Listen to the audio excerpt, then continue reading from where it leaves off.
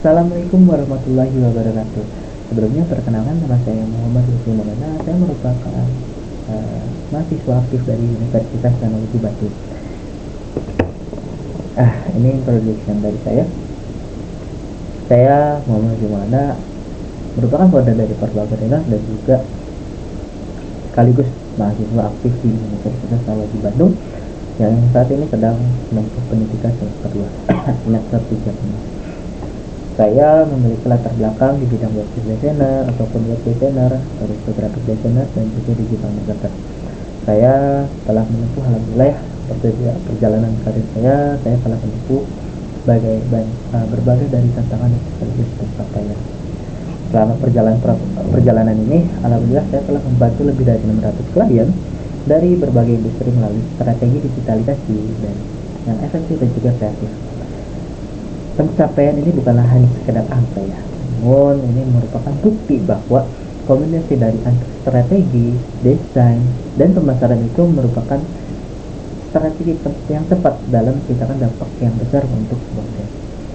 Saya memiliki antusiasme yang tinggi dalam mempelajari hal-hal baru, terutama yang berkaitan dengan tren digital, teknologi, dan juga inovasi kreatif. Bagi saya, setiap proyek itu adalah peluang untuk menciptakan solusi, bukan hanya memenuhi permintaan. Nah, ini kondisi di Indonesia ataupun di dunia saat ini, yaitu kurangnya digitalisasi. Mungkin di berbagai negara sudah melakukan digitalisasi, bahkan sudah melakukan perkembangan yang lebih pesat. Di Indonesia sendiri telah terciptanya pemasaran yang efektif, yang dimana pengguna itu tidak perlu melakukan pemasaran melalui offline, namun sudah seharusnya kita berevolusi sebagai seorang pengusaha ataupun wirausahawan untuk memanfaatkan teknologi itu sendiri. Namun setelah saya lihat, ternyata tantangan ini banyak nih, yang dimana banyaknya kemampuan SDM dalam menghadapi metode perdagangan ini masih banyaknya kemampuan SDM itu yang kurang dalam menghadapi metode perdagangan dari konvensional ini menjadi digital. Nah, kira-kira apa sih yang sedang dihadapi oleh Anda dalam memasarkan produk? Mungkin setelah saya riset adalah target pasar, metode promosi, dan produk yang pasti ya, tentunya seorang business owner ataupun seorang pengusaha atau wirausahawan pasti ingin produknya itu efektif nih dipromosikan dan juga mengurangi budget yang nol rupiah. Namun gimana sih caranya biar supaya bisa tiga aspek ini tiga aspek ini bisa memenuhi? Nah, ini mungkin akan ada beberapa episode yang akan saya buat. Nah, ini merupakan saya saat itu pernah melakukan PPN, program pengabdian masyarakat. Alhamdulillah saya diamanahi untuk menjadi mentor di desa Sperata di Ciwidey.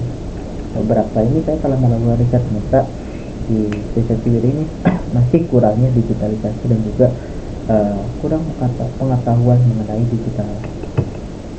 Nah, kami memiliki komitmen, yaitu Portal Trainer selalu memberikan pemberdayaan dan pelayanan terbaik untuk UMKM di Indonesia. Kami memiliki komitmen untuk terus memberikan pelayanan, dan alhamdulillahnya kami lebih dari 5 tahun berdiri dan lebih dari 1.500 proyek selesai dan juga 750 klien yang kami hadapi. Nah, sebenarnya apa sih itu digital marketing? Digital marketing itu bukan sekedar hanya kita memasarkan lewat online, bukan. Ada berbagai aspek yang perlu kita pelajari. Terlebih saya saat itu mengikuti kursus digital marketing, ternyata bukan hanya sekedar kita memasarkan melalui media sosial, tapi banyak aspek yang perlu kita pelajari.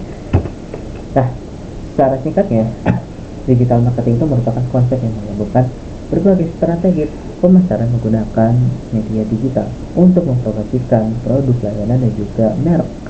Ini ingat ya, merek ataupun brand kepada target audiens. Bentuk pemasaran itu bisa dengan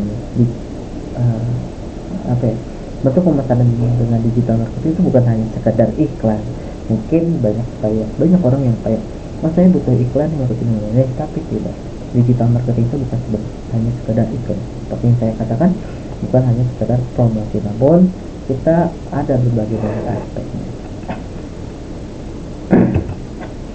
Nah, sebelum kita lanjut, kita kenalin dulu ya sejarah dari digital marketing. Ternyata digital marketing ini sudah hadir ataupun sudah hadir di sejak tahun 1990. Mungkin saat itu dikatakannya adalah internet marketing, bukan digital marketing. Di era digital ini dimulai dengan hadirnya internet ya, dan pengembangan platform website 1.0 ataupun platform yang memungkinkan pengguna untuk menemukan informasi yang mereka inginkan. Dan juga mereka tidak memungkinkan untuk mendapatkan atau untuk berbagi informasi melalui website. Perubahan teknologi ini ternyata sangat cepat ya, dan juga pesat, di mana saat ini internet marketing atau digital marketing itu sudah berevolusi menjadi 5.0. Apa aja sih? Nah, ini evolution dari digital marketing. Saat itu marketing 1.0 itu lebih ke fokus product driven. Itu sebagai bentuk pemasaran tradisional yang berfokus pada produk.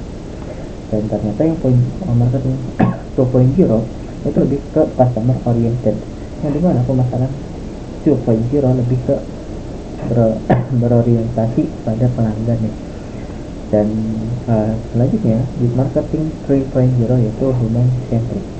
Human centric itu membawa konsep pemasaran ke tingkat yang lebih tinggi lagi nih dibandingkan marketing 2.0, dengan mengintegrasikan nilai-nilai atau value dan misi sosial ke dalam strategi bisnis. Selanjutnya marketing 4.0 merupakan perubahan ataupun mengubah nih dari digital, dari konvensional ke digital. Nah, 4.0 ini menggabungkan dimana online dan offline itu dilakukan bersama. 5.0 inilah yang namanya dunia in digital world new, yang dimana pada era marketing 5.0 itu perusahaan mulai menggunakan intelligence ataupun AI, artificial intelligence ataupun machine learning, dalam menciptakan pengalaman yang lebih profesional dan juga relevan bagi konsumen. Nah, kira-kira apa saja sih keunggulan menggunakan digital marketing? Yang pertama tentunya ya jangkauannya luas, yang dimana kita nggak perlu memasarkan produk itu melalui offline aja, melalui offline yang dimana kita harus memasarkan sesuai dengan apa yang ada di jangkauan tersebut. Kalau adanya digital marketing, kita bisa mengirimkan produk ke berbagai kota, berbagai wilayah, dan juga berbagai provinsi. Terus yang kedua itu efisiensi dalam biaya. Digital marketing itu tidak memerlukan modal yang cukup besar untuk memulainya, cukup modal yang efektif untuk bisa mendapatkan value yang lebih, revenue yang lebih rendah. Terus digital marketing itu memiliki hasil yang terus, tidak dengan offline itu bisa melakukan manipulatif, tapi digital marketing tidak, sama sekali tidak bisa dilakukan manipulatif. Ada berdasarkan data dan juga yang sudah kita olah. Nah, digital marketing itu yang ketiga itu adalah fleksibel dan cepat ya, di mana kita lebih mudah untuk menciptakan produknya. Dan juga kita memiliki keunggulan lain nih dari digital marketing itu, dimana pemasaran itu bisa nih kita rubah kapanpun dan apapun itu yang kita mau di hari itu juga. Interaktif. Digital marketing menciptakan ruang interaktif atau interaksi yang dua arah antara pelaku usaha dan juga pelanggan melalui media sosial, email, terus fitur catatan website, pelanggan dan sebagainya. Itu dalam satu aspek digital marketing. Nah, kita lanjut pada lead magnet. Apa itu lead magnet? Lead magnet itu merupakan pengumpulan dimana calon potensial untuk kita follow up, untuk kita browsing, ataupun untuk kita promosikan produk kita kepada, ataupun menawarkan produk kita kepada konsumen. Nah, gimana sih caranya? Nah, ini ya, seperti yang saya katakan, itu lead magnet itu adalah konten dan dimana konten ataupun penawaran yang gratis untuk diberikan kepada bisnis, pada calon pelanggan dengan imbalan informasi kontak mereka, biasanya lewat email ataupun bisa juga kita blocking. Nah, gimana sih caranya mengumpulkan lead magnet? Tentukan siapa audiens kamu ataupun siapa audiens anda. Misalkan untuk mengumpulkan lead magnet itu tentukan sih siapa yang audiens anda. Nah, seperti gimana orang tersebut, terus apa yang dia sukai, terus usianya berapa, terus produk tersebut cocoknya ke siapa dan sebagainya. Kita harus menentukan audiens. Terus yang kedua, fokus pada promosi ke media sosial, karena kita bangun koneksi dan konsisten dalam promosi produk ke media sosial seperti channel atau grup WhatsApp, Facebook, dan membuat konten di Instagram atau TikTok. Terus yang selanjutnya adalah cari tahu apa yang mereka butuhkan. Setelah promosi ke media sosial nih secara konsisten, maka carilah setelah apa yang audiens tersebut butuhkan terhadap produk yang bisa memberikan solusi.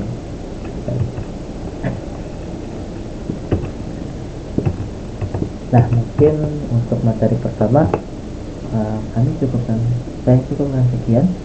Apabila terdapat pertanyaan ataupun hal yang ingin ditanyakan, bisa langsung chat WhatsApp kami ataupun chat WhatsApp saya, ataupun bisa berkunjungi website portaltrainer.com/website. Saya akhiri. Assalamualaikum warahmatullahi wabarakatuh.